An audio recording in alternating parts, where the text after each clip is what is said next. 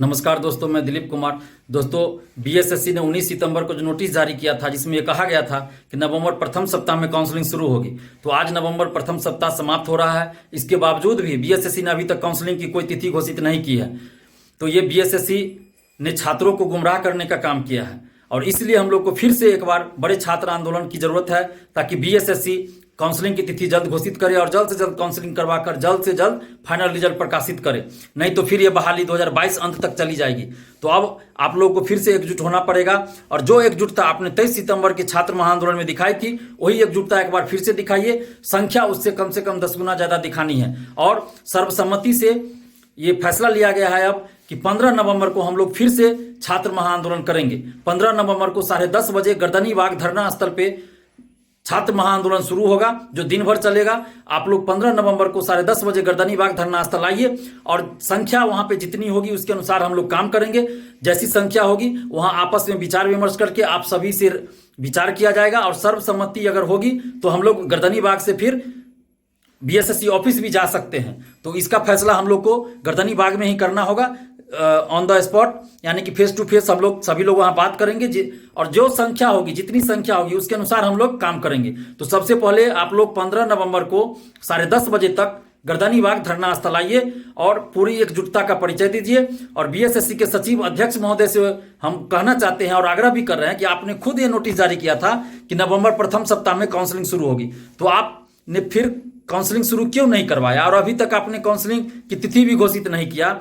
आप खुद सोचिए कि आप परिवार वालों से, रिश्तेदारों से, सगे संबंधी दोस्तों से नजर कैसे मिला पाते होइएगा आप लोग। उनके मन में भी आपके प्रति बहुत नकारात्मक विचार होगा, बहुत पीड़ादायक कहिए या जो कहिए, बहुत मतलब हीन भावना होगी उन लोगों के मन में कि ये लोग अध्यक्ष और सचिव के पद पे बैठे हैं फिर भी झूठ पे झूठ बोलते हैं। तो आप कम से कम उन लोगों का भी तो ख्याल रखिए कि आपके प्रति वो लोग कितना हीन भावना रखते होंगे, कितना गलत सोचते होंगे। और आप इतने बड़े पद पे हैं तो पद की गरिमा का भी ख्याल रखिए। आप बीएसएससी को भी आप कलंकित कर रहे हैं, खुद को कलंकित कर रहे हैं, तो कम से कम अपनी छवि को धूमिल मत कीजिए ना। बार बार आप लोग झूठ पे झूठ बोल रहे हैं। तो हम आपसे आग्रह कर रहे हैं, पुनः आग्रह कर रहे हैं कि आप जल्द से जल्द काउंसलिंग की तिथि घोषित कर दीजिए और काउंसलिंग के लिए रैंक लिस्ट, काउंसलिंग लिस्ट घोषित कीजिए। और काउंसलिंग के लिए आप सीट से कम 2 से 2.5 गुना ज्यादा अभ्यर्थियों को बुलाइए, क्योंकि ये बहाली 7.5 साल पहले की है और इन 7.5 सालों में हजारों अभ्यर्थी होंगे जो कहीं ना कहीं जॉब में चले गए होंगे और उनको अगर वहां से अच्छा पद यहाँ नहीं मिलेगा तो वो लोग ज्वाइन नहीं करेंगे, या हो सकता है बहुत सारे ऐसे अभ्यर्थी होंगे जो काउंसलिंग में आएंगे ही नहीं।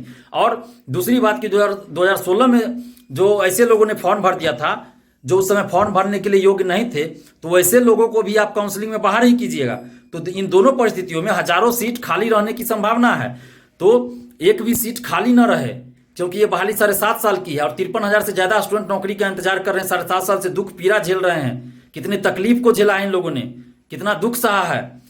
और अगर एक भी सीट खाली रह जाती है और ये लोग बेरोजगार घूमेंगे तो ये कहीं ना कहीं परीक्षार्थियों के साथ बहुत बड़ी नाइंसाफी होगी, बहुत बड़ा अन्याय होगा। तो ऐसा नहीं होना चाहिए, एक भी सीट खाली नहीं रहनी चाहिए। इसलिए आपको सीट से कम 2 से 2.5 गुना ज्यादा परीक्षार्थियों को काउंसलिंग में बुलाना चाहिए। और काउंसलिंग में बुलाने का मतलब ये तो नहीं है कि आप सबको जॉब दे रहे हैं, ये तो सभी लोग जानते हैं कि काउंसलिंग में बुलाने का मतलब ही नहीं है कि सबको जॉब दे रहे हैं। जॉब तो उतने ही लोगों को दीजिएगा ना जितना सीट पे वैकेंसी आई थी। तो आपको काउंसलिंग में बुलाने में क्या दिक्कत है? और आप जो कह रहे हैं कि सीट खाली रह जाएगा तो फिर हम काउंसलिंग करवा लेंगे, तो आप ये बहाली 2022-23 तक ले जाइएगा क्या? बार बार आप काउंसलिंग करवाइएगा?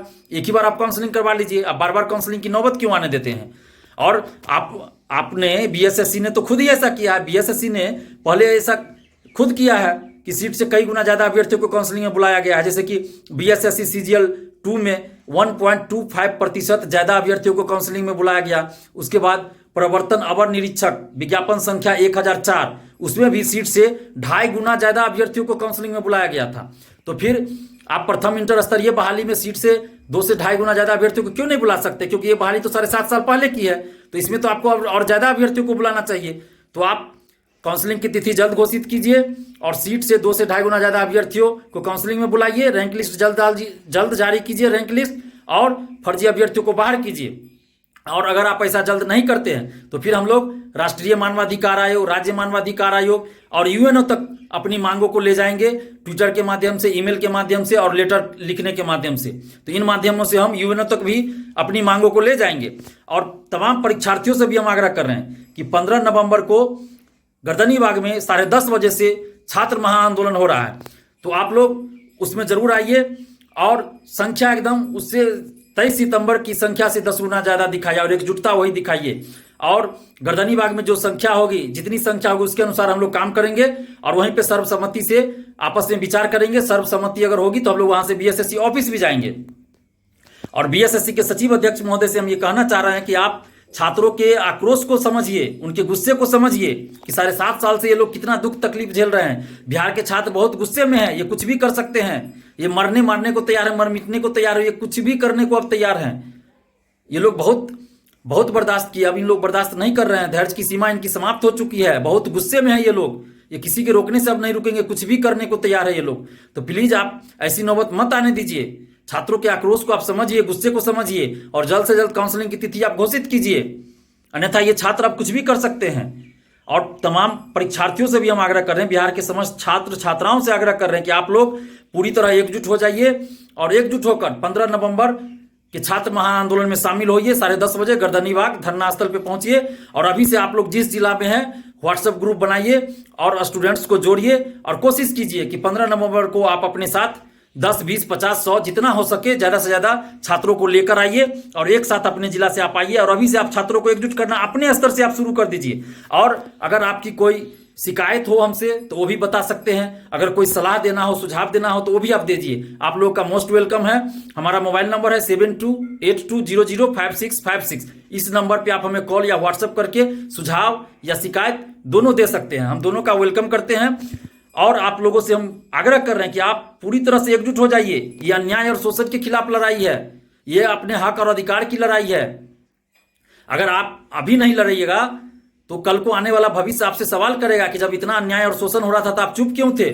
तो अगर आप आंदोलन में आते हैं तो आप कम से कम इतना कह सकते हैं कि हम लड़ रहे थे, आंदोलन में शामिल हो रहे थे, अन्याय और शोषण के खिलाफ हम आवाज उठा रहे थे। तो आप लोग एकजुट होइए और ये वर्तमान और भविष्य की लड़ाई है, इसको मामूली मत समझिए, क्योंकि ये इतना बड़ा अन्याय हो रहा है। अगर हम चुप बैठे तो ये कहीं ना कहीं हम भी अपराधी हो जाएंगे, क्योंकि अपराध सहना भी एक बहुत बड़ा अपराध होता है। तो हम लोग को अपराधी नहीं बनना है, अपराध का विरोध करना है। 7.5 साल में एक बहाली पूरा नहीं होना ये बहुत बड़ा अपराध होता है। तो इसलिए आप लोग एकजुट होइए और एकजुट होकर विरोध कीजिए। और हर जगह सोशल साइट्स, फेसबुक जो भी है सोशल साइट्स, चाहे वो फेसबुक हो, ट्विटर हो, यूट्यूब हो, इंस्टाग्राम हो, व्हाट्सअप, टेलीग्राम, हर जगह आप विरोध कीजिए और मैसेज को फॉरवर्ड कीजिए, शेयर कीजिए, पोस्ट कीजिए और सरकार से, आयोग से मांग कीजिए कि जल्द से जल्द ये बहाली पूरी हो और जल्द से जल्द काउंसलिंग हो, जल्द से जल्द काउंसलिंग की तिथि घोषित हो। और आप लोग एकजुट होकर 15 नवंबर को 10:30 बजे गर्दनीबाग धरना स्थल पहुंचिए और वहां से हम लोग फिर विचार करेंगे और संख्या जैसी होगी वैसा काम करेंगे। हो सकता है तो बीएसएससी ऑफिस भी चलेंगे, लेकिन आप लोग को आना है गर्दनीबाग धरना स्थल 10:30 बजे और हम लोग जोरदार आंदोलन करेंगे और वो आवाज सरकार तक, आयोग तक पहुंचेगी और कोई ना कोई फैसला जरूर होगा। तो आप लोग एकजुट हो जाइए और एकजुट होकर 15 नवंबर को 10:30 बजे गर्दनीबाग धरना स्थल पहुंचिए। धन्यवाद, जय हिंद।